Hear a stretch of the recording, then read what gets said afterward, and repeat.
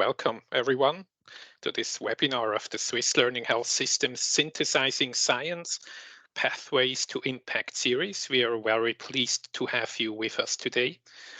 And my name is Stefan Essig. I'm a member of the governing board of the Swiss Learning Health System, and I'm working as a senior scientist for Interface Policy Studies and the Center for Primary and Community Care of Lucerne University. I have the privilege of being one of your moderators for today's session. Joining me is my co-moderator, Severin Schnurrenberger. He's a PhD student at the Chair for Canon Law and Law and Religion at the Faculty of Theology of Lucerne University. Before we begin this session, some housekeeping. Please don't hesitate to share your questions and thoughts in the chat or Q&A box at any time, and join the live Q&A session following our keynote presentation. Your active participation is strongly encouraged. Handing over to you, Severin. Thank you very much, Stephen. We are really delighted to have with us today Dr. Silvia Maier as our speaker. Dr. Maier currently serves as Vice President of the Swiss Young Academics Executive Board. She is the founder of Causable, which aims to promote skillful collaboration between experts and other stakeholders in order to create solutions in business, science, and society. Silvia Maier holds a PhD in neuroeconomics from University of Zurich with a professional experience in neuroscience research at University of Zurich and ETH Zurich on self-control and emotion regulation. She also has a professional background in communication, consulting, and advisory. Silvia, we are very much looking forward to your insights, which you will tell us in some seconds. Thank you very much. Thank you, Severin, and thank you, Stefan, and also thanks to Natalie for the invite from the side of the Swiss Learning Health System. I'm very happy to be here today and report to you some of the results we found in a study of the Swiss Young Academy. Let me quickly share my slides with you. So you should see now a presentation. So we are already on the first slide here. So I just want to really briefly introduce our project group so that you've heard all the names at least, even though the colleagues can't be here today.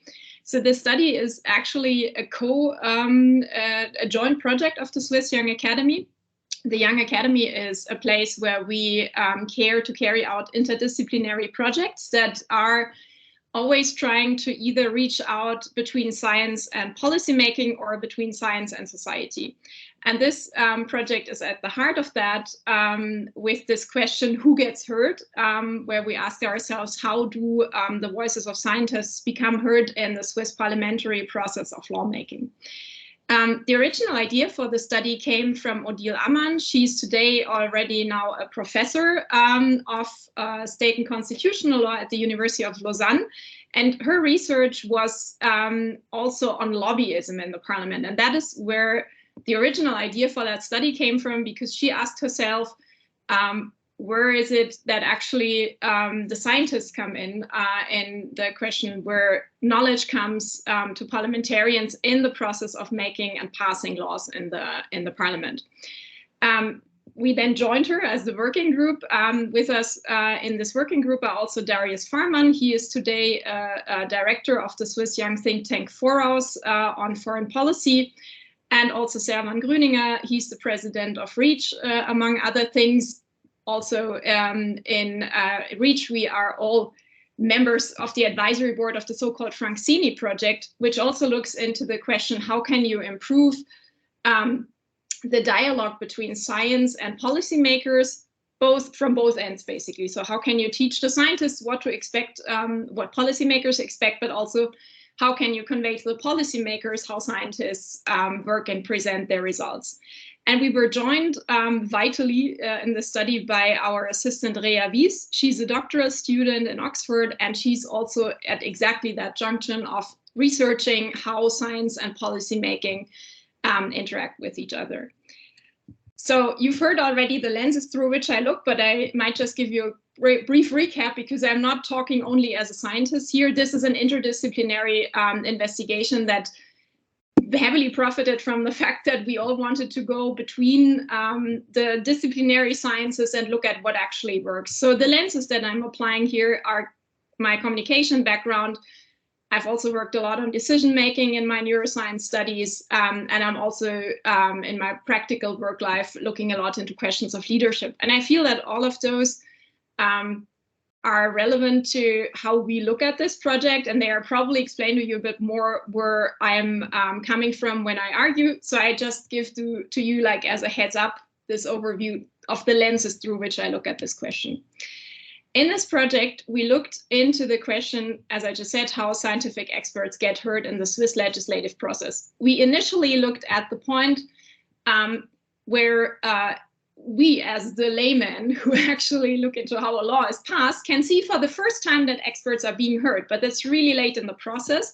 It's the time of the parliamentary hearings that if you look at the whole process, how a law is passed, I'll show you that in a couple of minutes. It's actually one of the latest stages, as we learned in this project. There's actually earlier stages where there would also be an interesting and fruitful collaboration possible already. So what we wanted to know is, how does it become viable to transmit knowledge in the dialogue on policymaking when you're talking to key stakeholders like the policymakers?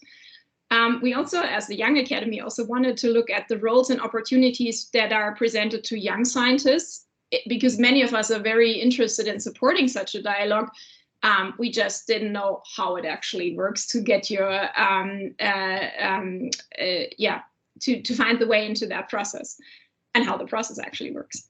So that was the core motivation actually among the work group. And then also we cared about some questions that may be interesting under the lens of how you actually select the participants who are going to be the experts who are going to the hearings. Is there any obstacles? Is there any selection criteria that you could pinpoint? And that was something we were interested in because this process is a black box. So since the fact that since these parliamentary hearings are protected by privacy law, so there's no protocol that you could access from the outside if you're not a member of these parliamentary commissions. There's also no way to understand who gets invited, and that was why we actually designed this investigation in order to figure out how does that work, who's invited, how often are scientists invited. And we also wanted to know if there is a balance in the scientific input somehow. So how can you make sure that you're not just conveying somebody's opinion of an individual scientist, but really somebody is being referring the state of the field, and how does the selection process work in that way? The other things we were after is actually to understand from our perspective, as I just said, how can we better communicate with policymakers? What are their needs and what is expected from the science side? We also wanted to understand how this dialogue works, because we got the notion that there may be an ongoing process. And we also wanted to understand how to better tailor our communication to the legislator's perspective.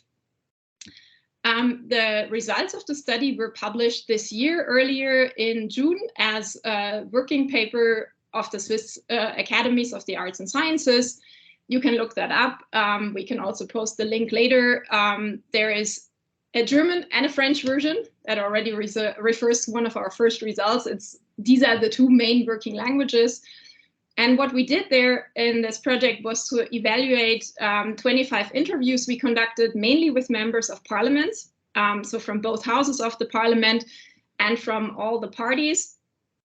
We also asked some scientists as background who had been to the parliamentary hearings, and we also talked to the staff members of the Swiss Parliamentary Services, because they are actually within the branch of the legislation. So the parliamentary services are sort of the liaison point for scientists to actually then be informative to the parliamentarians.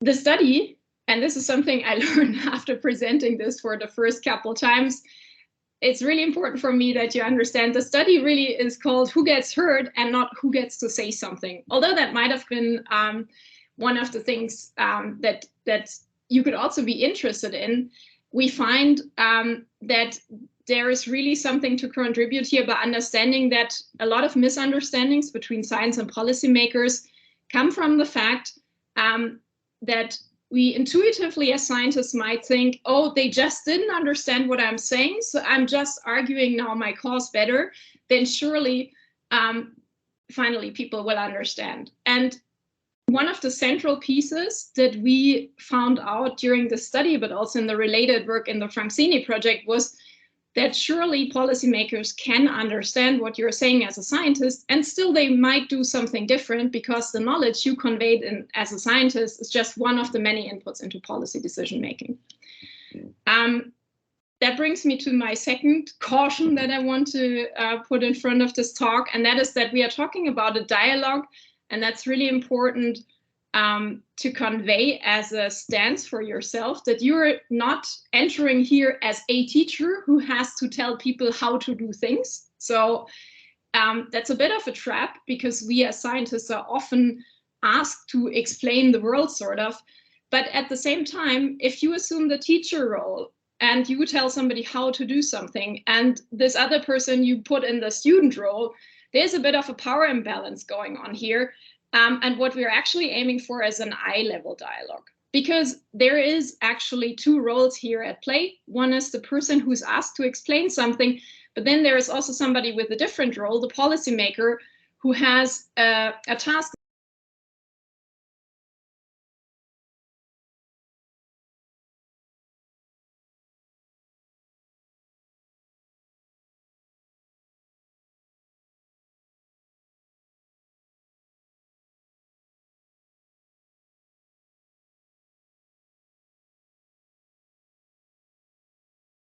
Muted. I'm not sure you saw the slides for the last half minute, because I think something has changed in the settings of the webinar. I'll just go ahead and go back sharing, if that's okay, because I think that also you shouldn't see the slides anymore. Yeah. So slides should be back. I should be again visible. Can somebody confirm that everything is up and running again? Yeah, thank you very much, Silvia. Everything is fine again. All right, so we go back to the teacher trap. I was just saying that basically it's better to have a dialogue on eye level, because both of the people in this dialogue, the policymaker and the scientist, have actually different roles to play here. They have different vantage points and functions, and they are both needed for a productive dialogue to move forward. This is also why I want to do a short excursion with you before I'm actually presenting the results of the study, where we talk a bit about what communication is about in this situation. So I would phrase it as communication is about building a map of a problem together in your heads. So imagine that you're a scientist and you know a lot of things about your specific topic, but then you want to figure out what is actually the thing that a policymaker who is talking to you about your topic actually needs from you. And here it's helpful to understand what is the goal of this conversation for your conversation partner. What is it that they can see and not see as being important to them? So with that in mind, you're trying to figure out the map of the topic, so to speak, that is in both your heads.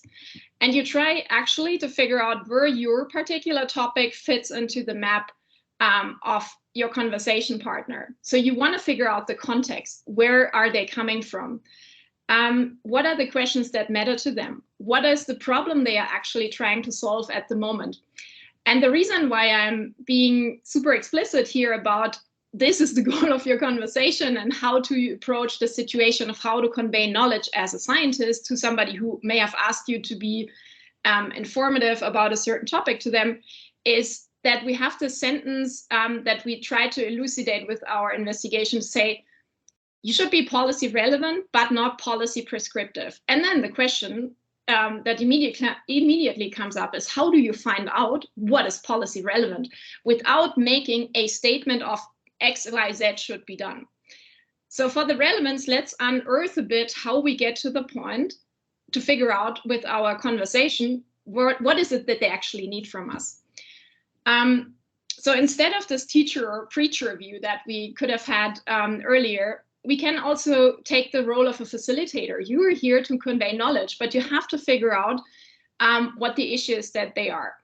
And the second trap that we find often in these conversations around why it's so hard to have a productive dialogue between scientists and policymakers is a question around who gets to say which values to prioritize based on.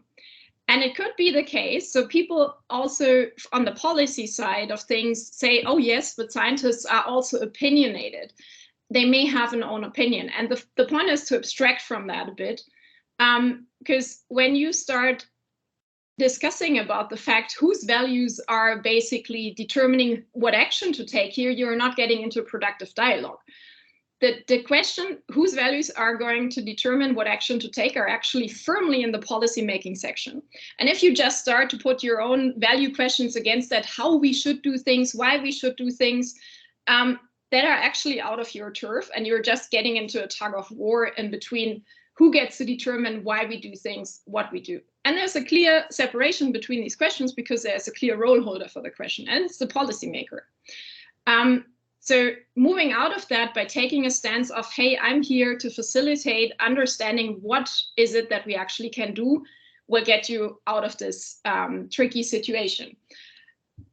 And the other thing to note, as a last remark before we dive into the results, is that perception is really an active process. So this is now me as the brain scientist speaking.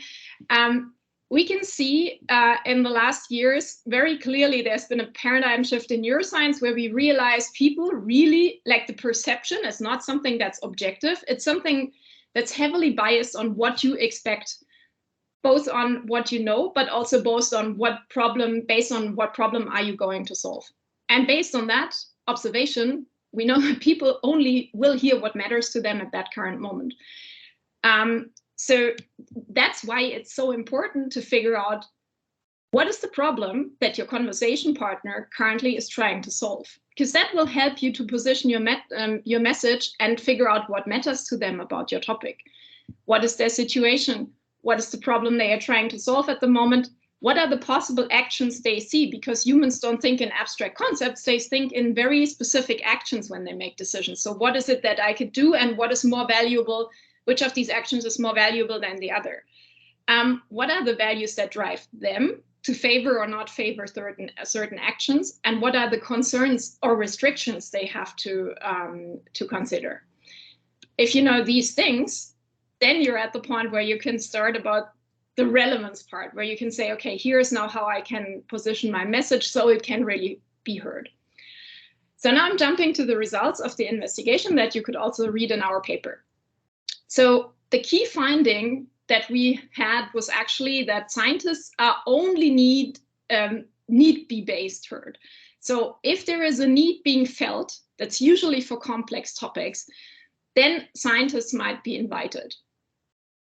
Roundabout, we asked people for their estimates because we couldn't see into the invitation list, but the maximum impression that people had was a third. Maybe it's centering more around a quarter of all cases that are being discussed in the parliament, where people have the impression, hey, we really need in this room, again, somebody to explain us exact details about how things work and how can we inquire that together.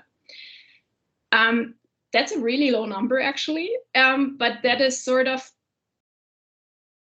elucidated by the fact we asked, like, so how do you know you don't know something? And then we got the answer, well, you know, some people we don't have to invite because we have heard in the media already what they think about a topic, and they have explained it so nicely that we don't have to have them repeat it here in this room. That's very interesting as a parallel route. On the other side, there's also experts in the administration who draft the law. And they might have been informed enough. People feel all the way that things have been laid out so clearly that it's pretty clear what we should do And then we also, again, don't have to elucidate what is it that we could do about a problem. But for the complex problems where we think, okay, the policymakers think they might need help, your core selection criteria, by far the most important, is that you are competent about the content of a certain question. The second most important thing is that you are a bilingual speaker of German and French, because these are the two working languages of the parliament. There's also a bit of a focus of domestic experts for in-person hearings, just because people really like to have this personal context and the ability to also follow up on things. What's really important, again, about the bilingual part is that people want to be able to ask you questions in their own mother tongue, and they expect that at least you can take the question, even if it's not your mother tongue. You can respond in German if you're not a French speaker, for example, if you don't feel so comfortable answering in French, but you should be, for example, as a German speaker, be able to take the question in French at least. What competence is also kind of clearly defined by the fact that the person has to understand you. So their practical definition of what the competence of a speaker is the clarity and stringency of the presentation you deliver, and you have a really short time period. These hearings typically last between 5 minutes. It's more of a typical case, and up to 15 minutes if there are not so many experts in your session, but often it's really more around 7 to 10 minutes. And so whatever you convey in this time will be the basis of what people think about your competence. Do the people in this room understand how you derive your conclusions? A side note on who is in this room and how do people call you as the person who's being the expert witness, sort of. So expert is a really loaded term because there's expertise with and without vested interest, but some people really don't distinguish based on what we find between somebody who's a scientist and somebody who has been a PhD but now works for example, an organization who carries a vested interest. To them, they will both be scientists or experts, so to speak, of the same domain. A scientist is actually somebody who currently works at a university, and there's a special expectation towards people who are currently employed as researchers at universities, and that is that they will refer things most objectively and most up to date. So really at the forefront of what we know. I'll skip that part, except to say, so this is the lawmaking process. It's much easier if you look it up in our paper. The only thing I want to highlight here is, if you look into the whole process of lawmaking, this is a graph we've built together, both based on information you can find on the homepage of the Parliament, but then also in a book by Furahugi, who looked into the question, when is a good point to influence how the shape of a law to be drafted looks like? And what is the strength of the influence that's possible at which point in time? So we are trying to mimic that here through the broadness of the arrow you see. And what you can see is that in the earliest stages, so I'll just quickly skip over, this is basically where we looked. So this is really at the end of the lawmaking process, but in the early stages, there's the most influence in the stage where a law is drafted in the administration. I'll keep it at that.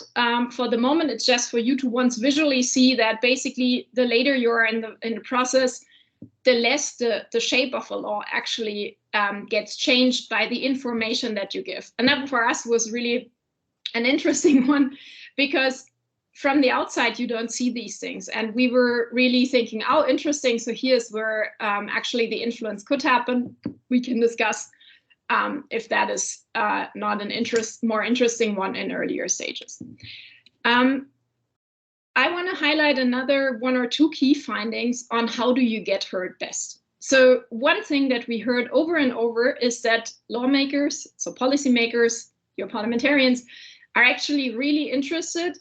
When they are interested in hearing out scientists, they really don't want to hear you for 5 minutes, because they want to go into a dialogue with you. So the Q&A session after your presentation is actually almost more important than your presentation.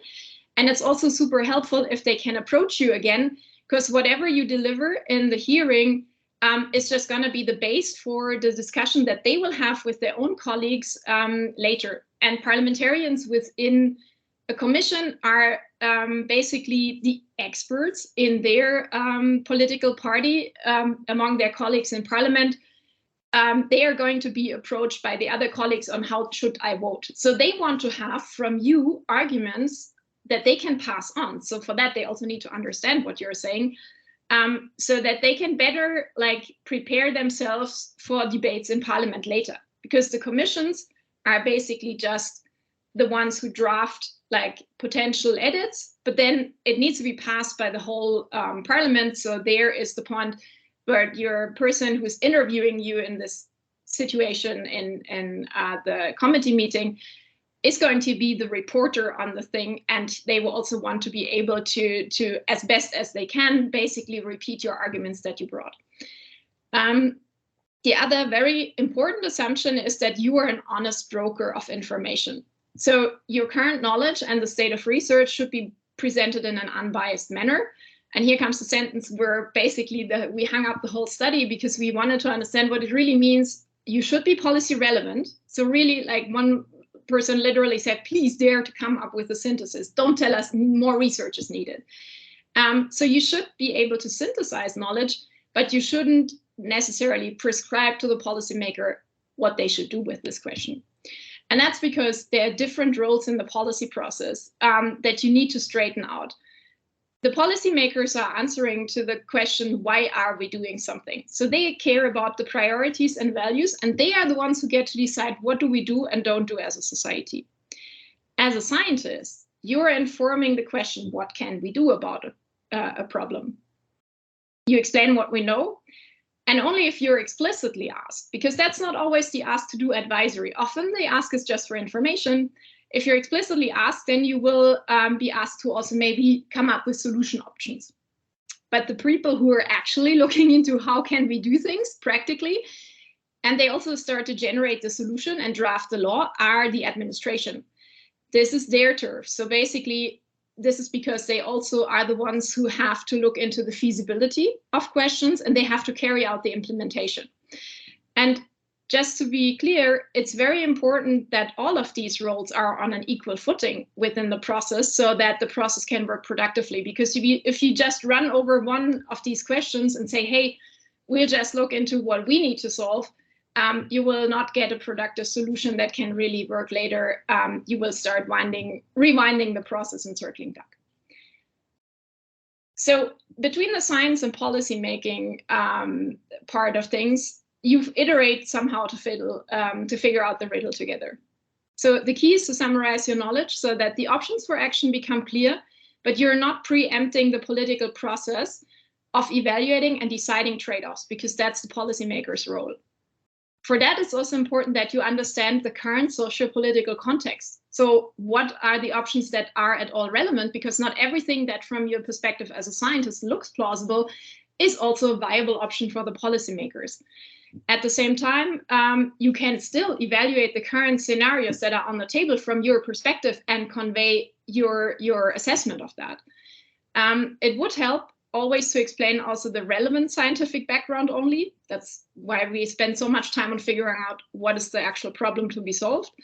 And often this is really the case that this can't really be done in these 5 minutes, right? So it's a continuous dialogue where you iterate together to identify the relevant problems and to generate and explain the potential solutions together.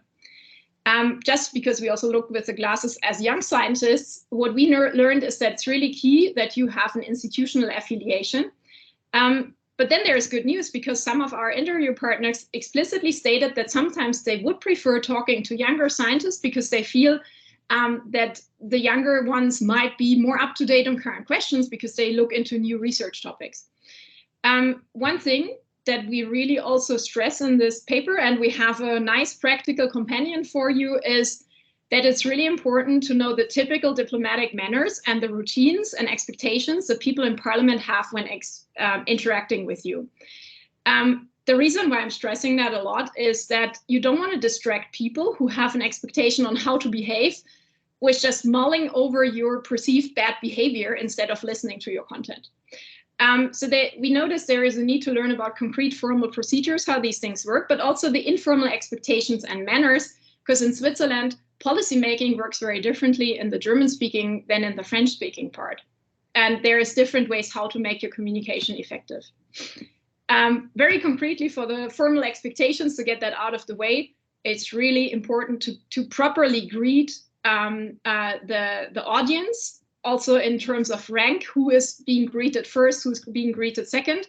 And we've put that in the paper so that you have a practical guide. What are my first 4 or 5 lines of text? Who do I need to greet in which order? You also introduce yourself with your role and position, because then it's clear to people in which capacity are you here today. And it's very helpful if your slides are bilingual, so that members from both language regions can actually understand every point where you are in your text. What's really important is also to understand that your slides are not just for this presentation, but will be carried forward and are the basis for discussion later with the parliamentarians' colleagues. And yeah, so helping is really, again, one more time, striving for eye level and staying open to integrate other views. So who gets heard? First, you want to acknowledge the other person's position. Then you want to start your thought and communication process from the problem that you are seeing and trying to currently solve. But before you make your slides, basically, you want to inquire what is the question people are trying to resolve, where are they coming from, and what matters to them about the topic. If you figured out what they are trying to achieve in the short and in the long run, you are much better off in tailoring your message. And that is then when you can give a good explanation and be heard, because you have put yourselves in the shoes of the other person who listens to you. And with that, I would end and hand back to the moderators.